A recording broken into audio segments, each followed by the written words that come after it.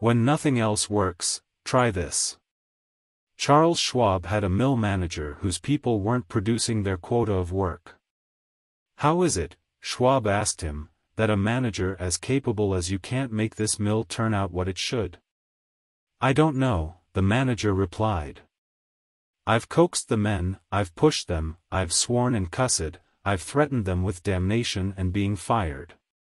But nothing works. They just won't produce. This conversation took place at the end of the day, just before the night shift came on.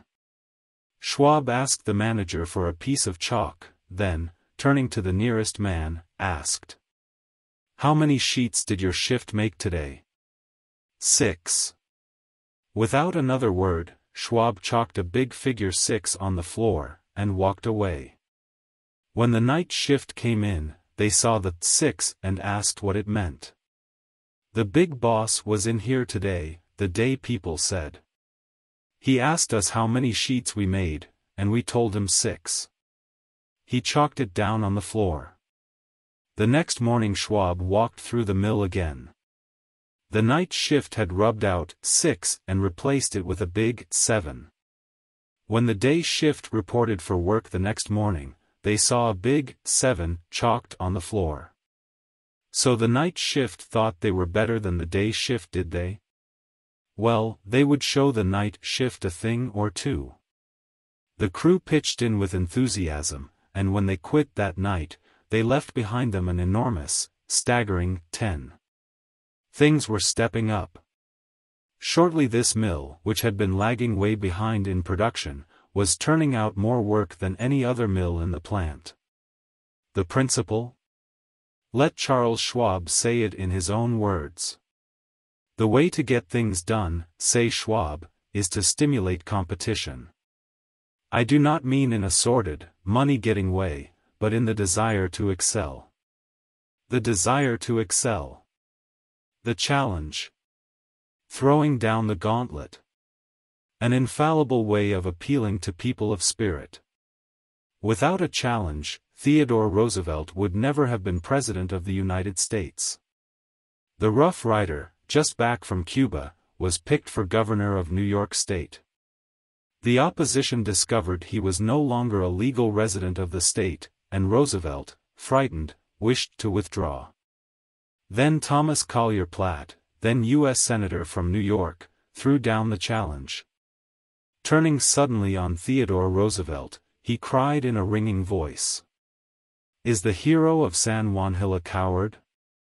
Roosevelt stayed in the fight and the rest is history. A challenge not only changed his life.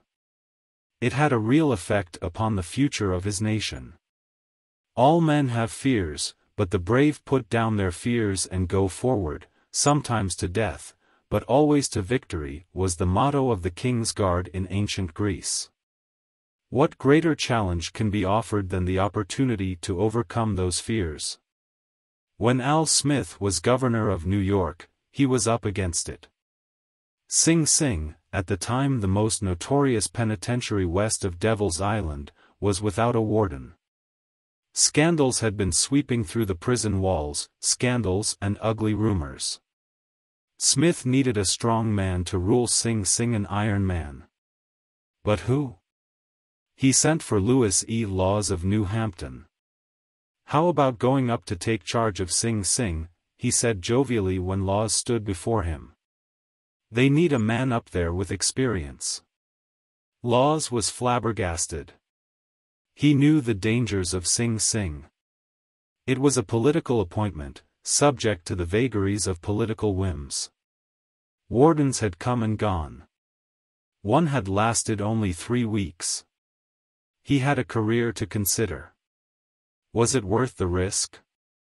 Then Smith, who saw his hesitation, leaned back in his chair and smiled. "Young fellow," he said, "I don't blame you for being scared. It's a tough spot. It'll take a big person to go up there and stay." So Smith was throwing down a challenge, was he? Laws liked the idea of attempting a job that called for someone big. So he went. And he stayed. He stayed, to become the most famous warden of his time.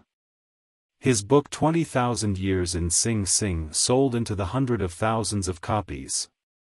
His broadcasts on the air and his stories of prison life have inspired dozens of movies. His humanizing of criminals wrought miracles in the way of prison reform. "I have never found," said Harvey S. Firestone, founder of the great Firestone Tire and Rubber Company, "that pay and pay alone would either bring together or hold good people. I think it was the game itself." Frederick Herzberg, one of the great behavioral scientists, concurred. He studied in depth the work attitudes of thousands of people ranging from factory workers to senior executives. What do you think he found to be the most motivating factor, the one facet of the jobs that was most stimulating? Money? Good working conditions? Fringe benefits? No, not any of those. The one major factor that motivated people was the work itself. If the work was exciting and interesting, the worker looked forward to doing it and was motivated to do a good job. That is what every successful person loves. The game. The chance for self-expression. The chance to prove his or her worth, to excel, to win. That is what makes foot races and hog calling and pie-eating contests. The desire to excel. The desire for a feeling of importance. Principle 12. Throw down a challenge.